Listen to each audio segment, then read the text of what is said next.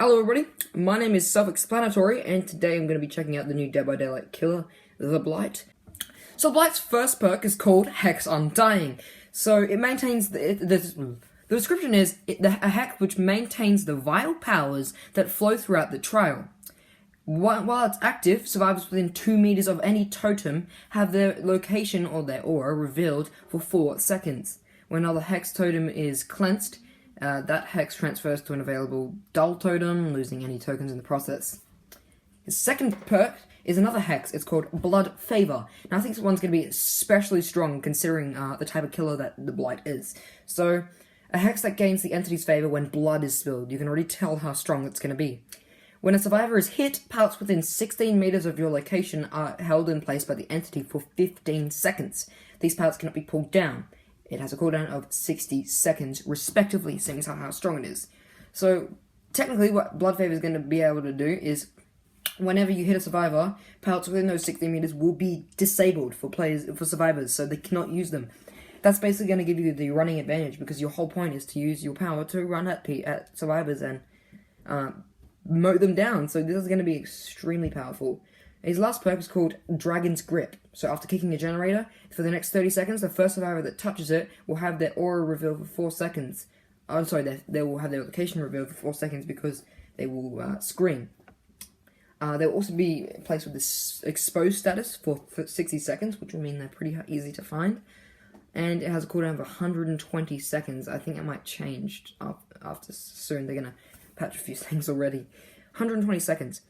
That is a great deal of time that you have to wait. However, seeing as how it's going to basically be able to find that survivor instantaneously, I feel like it's a bit OP. It's going to have to get balanced anyway, so, well, we'll see.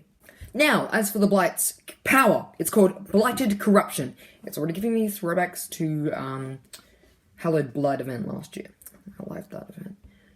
So, it says, Pastilla serum courses through his veins, corrupting his mind and body, yet granting him unnatural physical abilities. The ability is Rush. Press the power button to quickly rush forward. Doing so consumes a Rush token. While performing Rush, the Blight cannot launch an attack, respectively.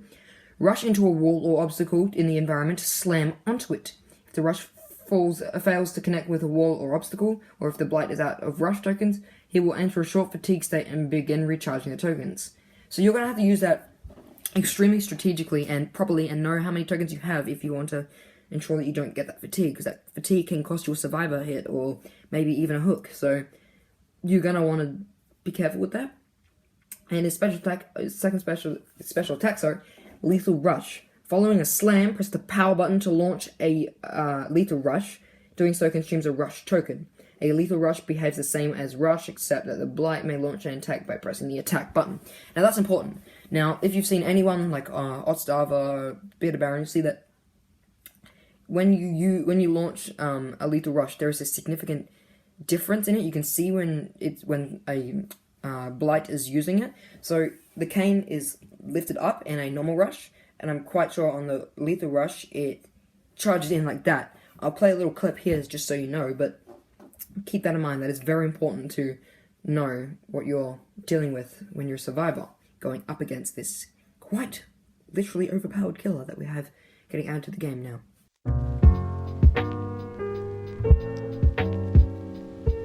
Now my thoughts on the killer. Design. I think it is really cool. I love the serum that's oozing out of him. I did think on the reveal that we were getting the Alchemist or something. I was not for the werewolf thing because I could see the protruding spine and how people could think that it's like a jagged, a hunchback or a hump in your back like that. I could see that, understand that, but it definitely wasn't werewolf to me. I know that they have protruding spines in a lot of depictions, but I felt like it was edging on to something more original, and I know that this has some inspiration from a lot of different horror sources, especially over the 18th and 19th century, which I can see very much evident. I'm seeing a Jekyll and Mr. Hyde, actually, nothing to do with Jekyll in this case, because he was always hiding with a cloak under there in the book. That was really spot on there, and something to do with some type of alchemist, maybe not the alchemist that we consider, but with that whole serum and injecting people, and the Mori, which I'll play right now.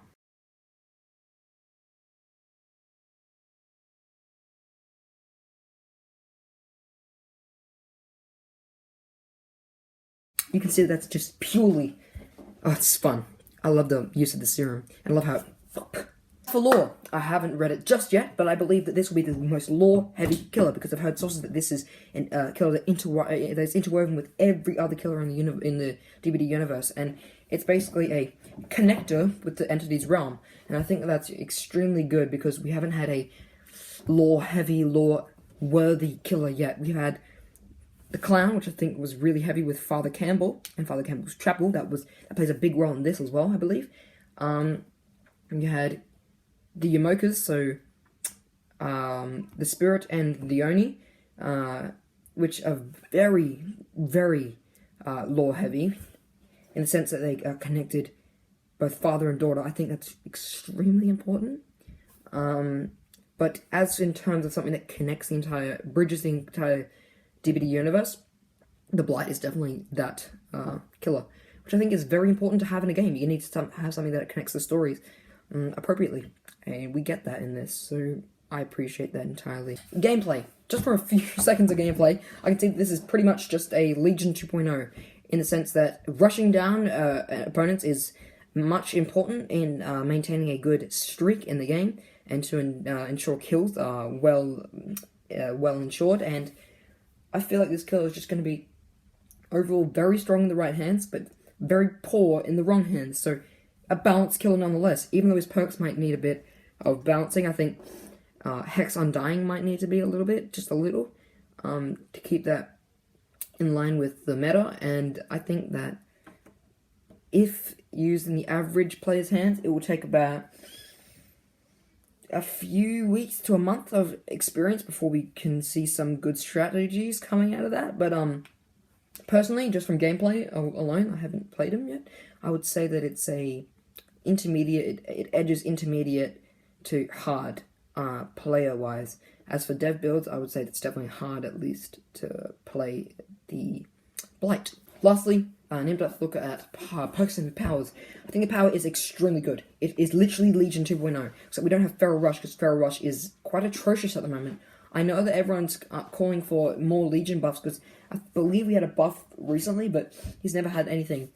They've never had anything significant that's really risen them from the grave they're in, the cold grave, but, you know, kind of need that. And the Blight, no exception. I think we're going to get nerfs, and then we're going to have to get buffs in the future. That's just how games that need metas and strategies work. It's not just one linear pattern. It's all bumpity, bumpity, bumpity, bumpity, bumpity. It's episodic. You're going to need something to balance that out every now and again, so yeah, I think his perks work really well for the killer he is. A lot of people are saying that the Pallet one, I believe that was Undying? No, that was Dragon's Grip. They're saying that works for the Huntress. I think this works for the killer, because the whole point of it is to rush down opponents, and you can't do that when they're shoving pallets in your face. So yeah, it's going to be good.